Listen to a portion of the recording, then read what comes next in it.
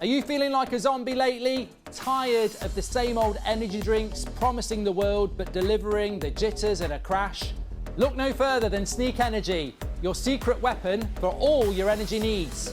With all natural ingredients, Sneak will give you all the energy you need to boost through your day without feeling like a lab rat on caffeine. Don't believe us? Try it yourself and see what a difference it can make to your routine. So what are you waiting for? Hit the link in the description and pick up your Sneak Starter Pack today. Now enjoy the clip. So, look, this is good news. Manchester United and Erik ten Hag technically should be able to boost their transfer fund by a lot more than we originally thought. Now, remember Mark Ogden was on the show a couple of weeks ago saying that United's transfer budget could be as low as £100 million.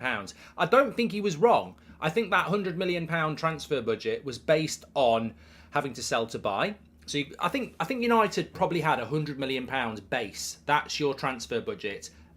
In the lowest possible sense, we can give you £100 million.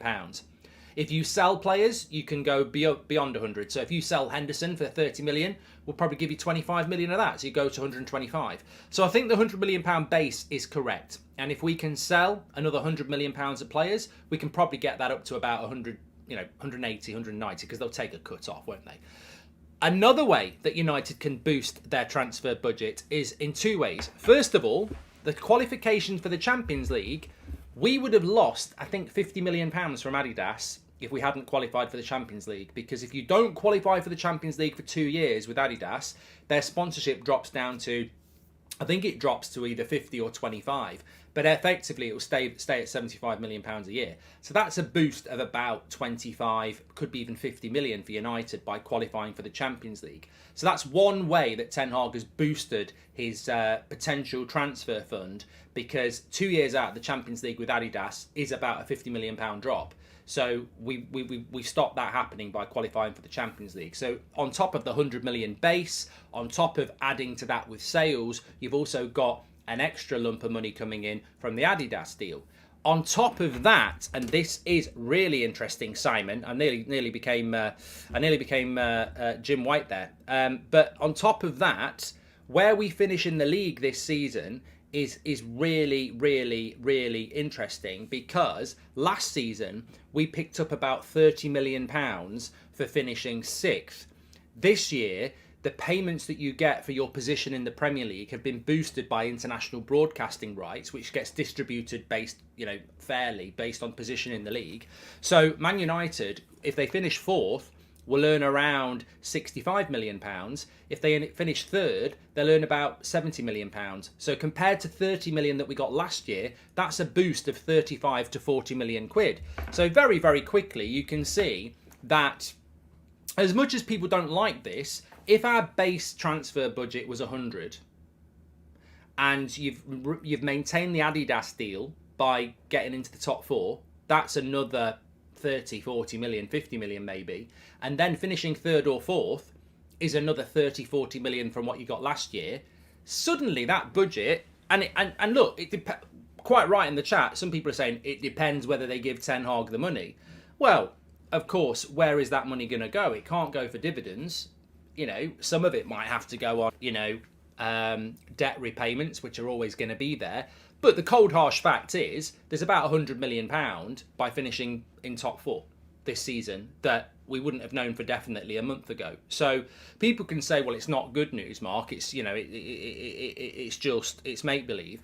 But it's not make-believe. It is a fact. If we'd finished 5th, we'd be about £80 million worse off if we'd finished 5th. If we finished 6th, we'd probably be about £100 million worth off. So there's an extra, there's up to another £100 million that's been secured by getting into the top 4. It's a fact. Now, where's that £100 million going to go? It should be going towards the team. And what I'm saying is there was always £100 million to spend anyway if we'd finished 5th. There's another £100 million that's come along because we finished 4th or 3rd. A lot of that money should go to Ten Hag plus sales. You can see, what I'm trying to say is you can see where £250 million is coming from now, because if you had a base of 100, another 80 or so from finishing in the top 4, like we've just discussed, and then another 80 or so from sales, there's 260 million there. So I think it's good news. I think there is opportunities there now that we've got top 4 that you can say, I can see how we're going to spend 250 million again. Blakey, welcome to the Members Club. Parksy as well, you're legends. Thanks for supporting the channel. And Paul Woolley's a massive legend because he's just gifted us 5 memberships. So I hope that makes sense. There is money there. There is money there, and Ten Hag should be rewarded with it because ultimately a lot of that extra money is coming from Ten Hag getting us into the top 4. On Anthony, bad news about Anthony. This is it's not been officially put out there yet, but there are strong rumours. Well, even Erik Ten Hag said it was a serious injury. 2 months minimum out for Anthony, which would mean 2 months out puts him out till the end of July, which means he won't be on pre-season. This is apparently a recurrence of his ankle injury he had at the end of last season for Ajax, which was quite a bad injury. So, look, a lot of people have divisive opinions on Anthony. I like him. I was excited when we bought him. I'm going to take this away from performance and flop and next year being a big year and this year's been a good year and whatever anybody wants to dial in on Anthony and say he's a flop, he's a genius, he's had a good year, he's had a bad year, next year's the pivotal year. There is an issue with Anthony here. I'm just going to say it. He's quite injury prone. He picks up quite a lot of injuries. And I've waited till the end of the season to say it. He picks up quite a lot of injuries. He does. And, you know, it could be a problem for us. I like Anthony. I think Ten Hag loves Anthony, and I think he's a massive player for us. But he picks up a lot of injuries for a player of his age. And there seems to be a red flag around his ankle. Now we'll have to keep an eye on that. But over the season this year, he's actually probably gone unnoticed how many times he's missed games. Like, it must be 4 or 5 separate times. They're not normally long. It's normally a couple of weeks here and there. But that's something we need to get right over the summer, because if that is the second time he's had that ankle injury in a year, we need to get to the root cause of that. He's still in his early 20s. Hopefully he's going to have a long career at United, but the summer's an opportunity. If he's going to miss pre-season, let him miss the first few games of the season as well, and let's take time to have a look at what the issues are, because he's picking up a lot of injuries. We wish him all the best. I think he's a fantastic talent. I think we know that Ten Hag thinks that, and it is a bit of a blow, and it's a big blow that he's going to miss the cup final, but so's Martinez. Let's get to the bottom of it, because next season, I think he's had a lot of unfair pressure on him from the external media over the last year. And basically it was because he did that spin at the start of the season and people have been on at him. He's had a decent first season for Man United. There's a lot of improvement there and we want to see that next year.